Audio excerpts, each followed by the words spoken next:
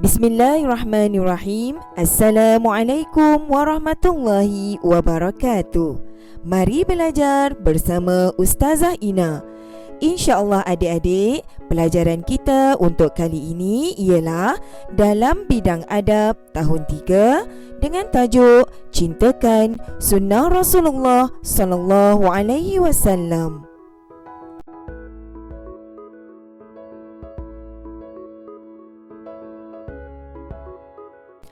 Baiklah adik-adik, mari kita lihat pengertian sunnah Rasulullah sallallahu alaihi wasallam.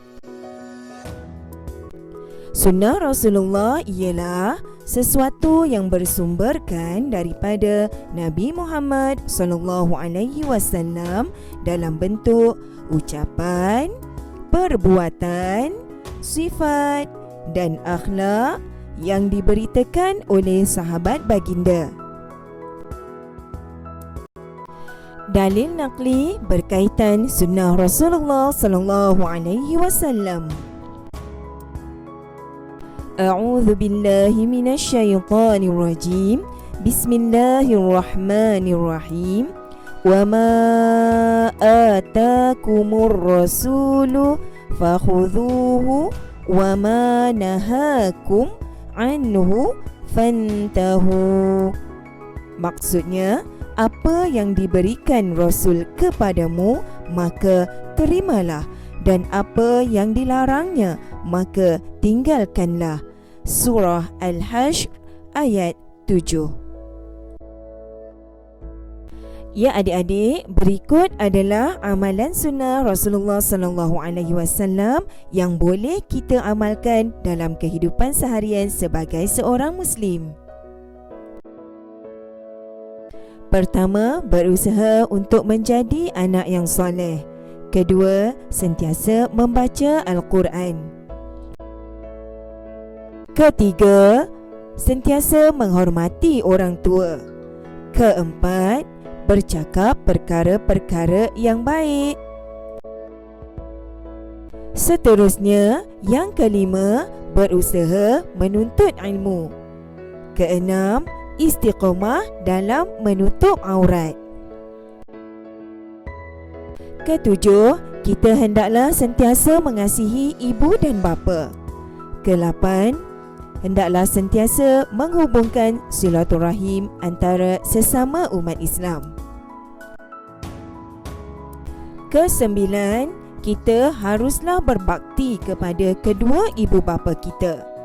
Ke-10, sentiasa menjaga kebersihan. Dan ke-11, makan menggunakan tangan kanan. Baiklah adik-adik, sekarang mari kita fahami sunnah Rasulullah sallallahu alaihi wasallam dari segi perkataan.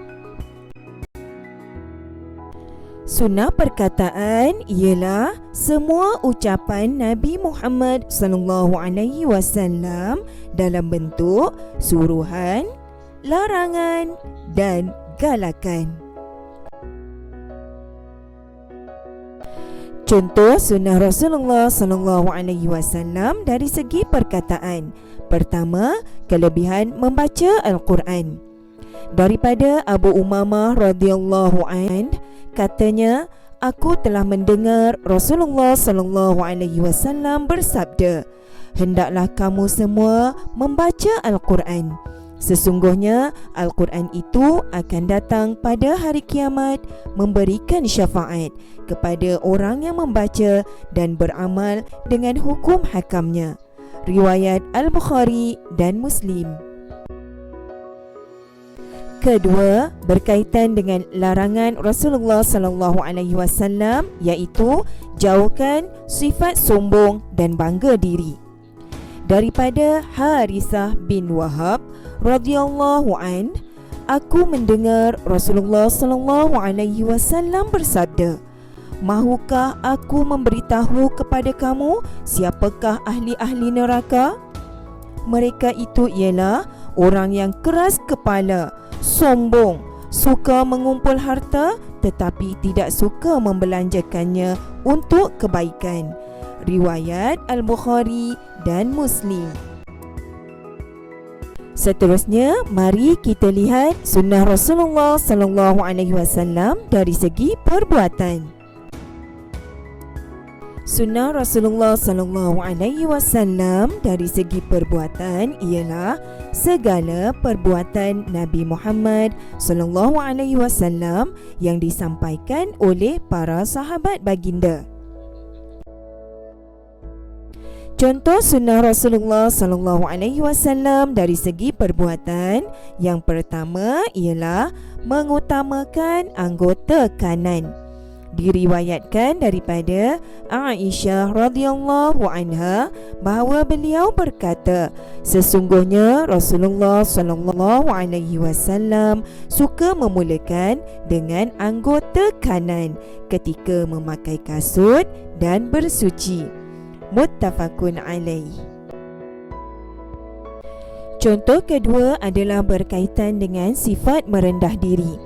Daripada Anas bin Malik radhiyallahu an menceritakan bahawa Rasulullah sallallahu alaihi wasallam sentiasa merendah diri dan terlebih dahulu memberi salam kepada sesiapa yang dijumpai walaupun kanak-kanak.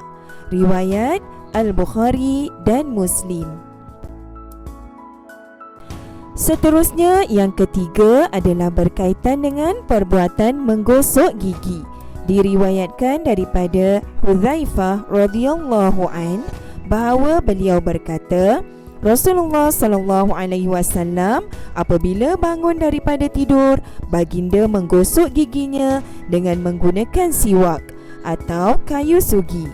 Riwayat Al-Bukhari dan Muslim. Kepentingan mengamalkan sunnah Rasulullah sallallahu alaihi wasallam.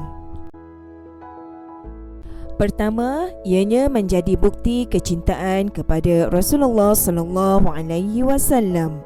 Kedua, kita akan mendapat syafaat daripada Rasulullah sallallahu alaihi wasallam di akhirat kelak. Ketiga, terhindar daripada melakukan perkara yang dimurkai Allah.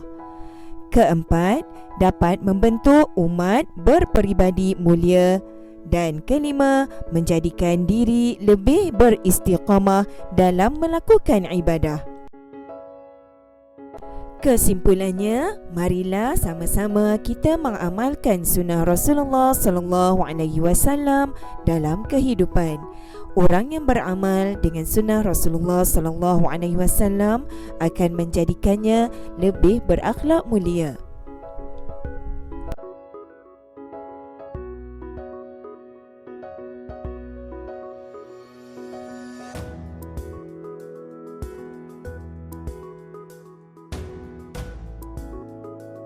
Sekian dulu daripada Ustazah. Hingga bertemu lagi. Sekian, terima kasih. Assalamualaikum warahmatullahi wabarakatuh.